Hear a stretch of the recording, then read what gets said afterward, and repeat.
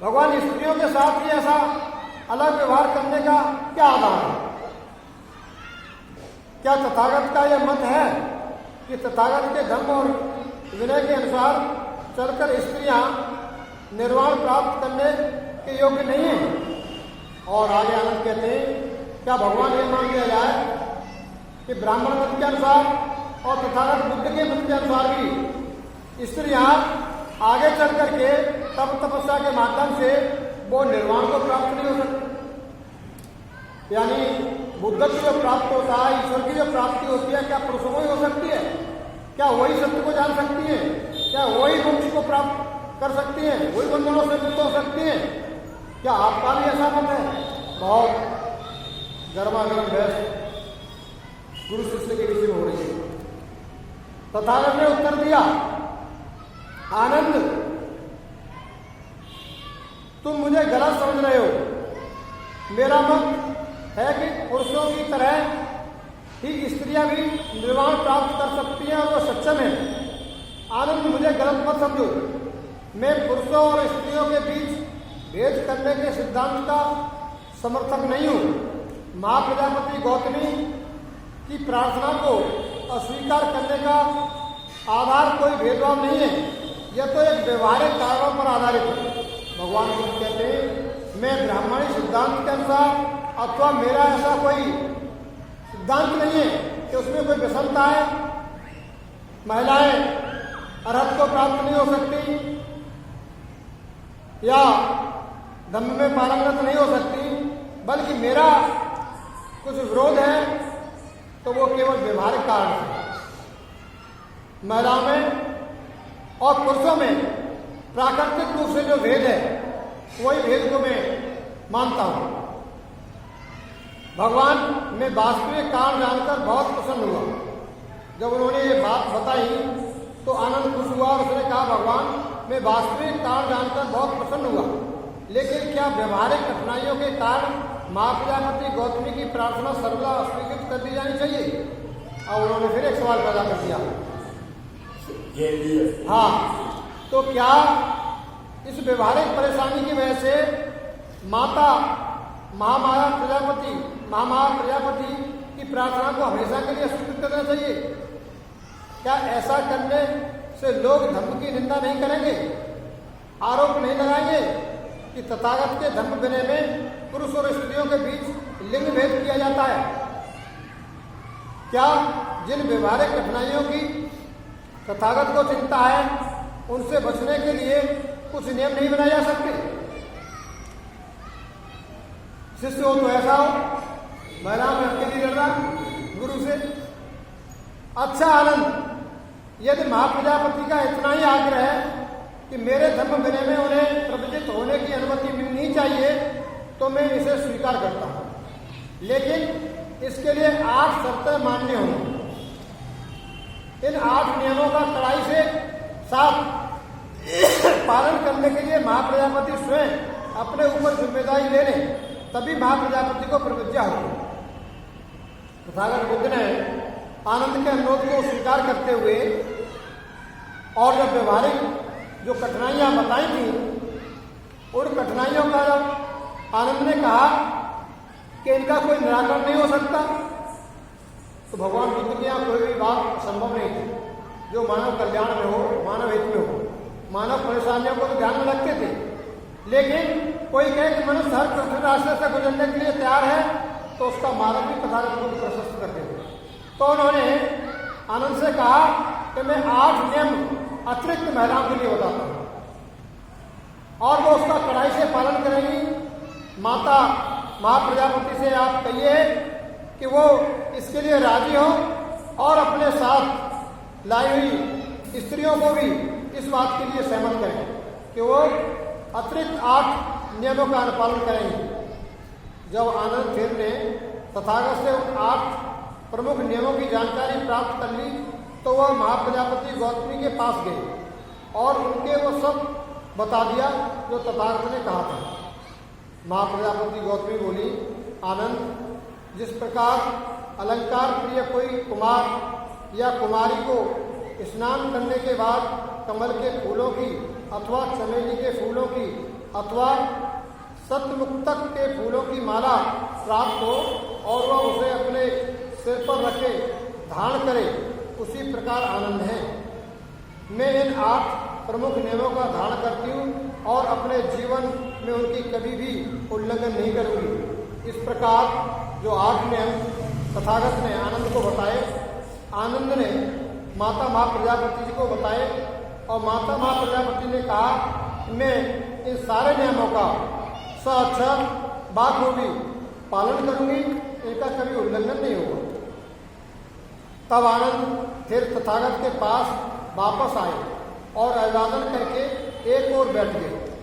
एक ओर बैठे हुए पूजनीय आनंद फिर ने तथागत से कहा, महाप्रजापति गौतमी ने इन प्रमुख 8 नियमों के पालन कराने की जिम्मेदारी अपने ऊपर ले ली है, इसलिए अब उनकी उपसंपदा मान ली जाए। अब महाप्रजापति गौतमी ने प्रविद्या उपसंपदा ग्रहण की और उनके साथ ही उन 560 स्त्रियों ने भी महाप्रजापति गौतमी के साथ चलकर आई थी। इस प्रकार प्रवचित उपसंपन्न होकर महाप्रजापति गौतमी तथागत के सामने आई और तथागत को अभिवादन करके एक ओर खड़ी हो गई। तथागत ने उन्हें धम्म और विनय की शिक्षा दी।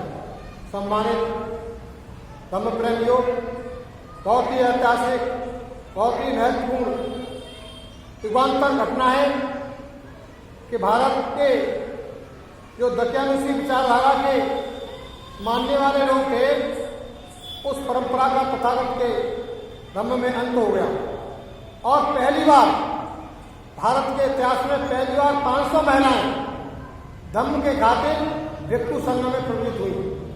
इससे पहले किसी शास्त्र में और किसी भी महापुरुष के द्वारा आपको यह सुनने के लिए नहीं मिला होगा कि किसी ने 500 महिलाओं का संघ बनाया हो और जो सेविका के रूप में धर्म प्रचारक बनी। एक ऐतिहासिक घटना। शेष 500 भिक्षुणियों को तथागत के एक शिष्य आनंद के ने धर्म और विनय की शिक्षा दी। तथागत ने अपनी मां को दी और शेष 500 जो थी उनके साथ गई थी, वो महाथेर आनंद ने उनको धम्म देशना दी, प्रवचित किया। मां प्रजापति गौतमी के साथ जिन 60 स्त्रियों ने प्रतिज्ञा ग्रहण की, अर्थात जो भिक्षुणियां बनी, उनमें यशोधरा भी थी, यानी उनकी धर्मपत्नी भी उसी साथ संघ में शामिल हो गई, भिक्षुणी बन गई। भिक्षुणी होने पर उनका नाम भद्दा कच्चाना, भद्दा कल्याणा हुआ, यानी उनकी जो पत्नी थी यशोधरा, अब उनका नाम बदलकर कच्चाना या भद्रा कल्याणा कह सकते, ये नाम हो गया। तो धम्म बंधुओं, भारत के इतिहास में धर्म के क्षेत्र में लोक कल्याण के लिए इतनी महान घटना किसी धर्मशास्त्र में देखने के लिए और सुनने के लिए नहीं मिलती कि एक राजघराना पूरा का पूरा राजपाट को त्याग करके मानव सेवा के लिए संघ में शामिल हो गया और मानव कल्याण के लिए कार्य किया। कहाँ तो लोग आपाधापी करते रहते, समय नहीं है एक दिन का भी 2 दिन का समाज सेवा करने के लिए। और भारत का इतिहास इस बात से भरा पड़ा है कि भगवान बुद्ध ने राजपाट त्यागा, उनकी वृद्ध माँ ने, उनकी युवा पत्नी ने, उनके 7 वर्ष के बच्चे ने राजपाट त्याग करके गाँव गाँव घूम घूम करके मानव कल्याण के लिए धर्म उपदेश दिए। इतना कल्याणकारी, इतना महान दूसरा कोई धर्म नहीं हो सकता। इस प्रकार भगवान बुद्ध के संग में एक अलग से भिक्षुणी संघ की स्थापना हुई, जिसका नेतृत्व उनकी माता मां प्रजापति ने किया और इसमें प्रमुख शामिल होने वाले में उनकी धर्मपत्नी माता यशोधरा भी थी। तो धम्म बंधुओं, भगवान बुद्ध का धम्म हमको प्रेरणा देता है, हमारी माता बहनों को प्रेरणा देता है कि केवल हम संसार में अन्य जीवों की तरह नहीं आते कि केवल प्रजनन करना है, संतान पैदा करनी है खाना है, पीना है और मर जाना है। इंग्लिश में कहावत है, man eat to live, not live for ईट।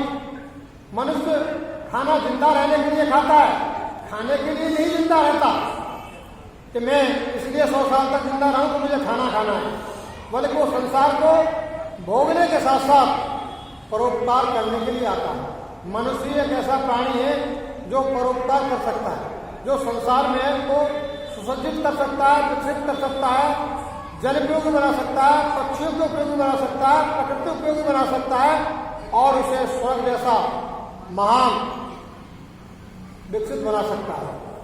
तो प्रत्येक आदमी को सोचना चाहिए, पता नहीं कि कितने उसके सत्कर्म रहे होंगे तो उसे मनुष्य जैसा जन्म मिला और इस मनुष्य वाले जीवन को केवल प्रजनन करके और खाना खा करके पूरे जिंदगी को चला जाता है, तो इससे बड़ा और कोई दुख की बात नहीं। निश्चित रूप से उसे धर्म की शरण में आना चाहिए। घंटे 2 घंटे, महीने 2 महीने, साल 2 साल जीवन में जो भी समय मिले उसे निश्चित रूप से धर्म कर्म के लिए देना चाहिए। धर्म कर्म के लिए घर छोड़ना जरूरी नहीं है। हम जहाँ भी हैं, जहाँ भी रहते हैं, जिस बस्ती में रहते हैं, धर्म को सीखें, धारण करें। लोग जो पढ़े लिखे नहीं हैं, जो इतने जागरूक नहीं है, उन्हें बताएं, समझाएं, ताकि वो भी जागरूक होकर के अपना सुखमय जीवन जी सके। इसलिए भगवान बुद्ध का धम्म मनुष्य के समस्त दुखों का अंत करने वाला मार्ग है। ये कल्याणकारी मार्ग है, भाईचारा बंधुत्व का मार्ग है, देश को अखंड और प्रबुद्ध बनाने वाला धम्म है। इसलिए मैं आप सबसे इस गुजारिश के साथ में कि भगवान बुद्ध की पवित्र वाणी को सुनते रहें, आगे फॉरवर्ड करते रहें और भगवान बुद्ध के धम्म को धारण करें। इसी मंगल कामना के साथ में मैं आप सबकी मंगल कामना करता हूँ। भवतु सर्वमंगलम, भवतु सर्वमंगलम, भवतु सर्वमंगलम। साधु।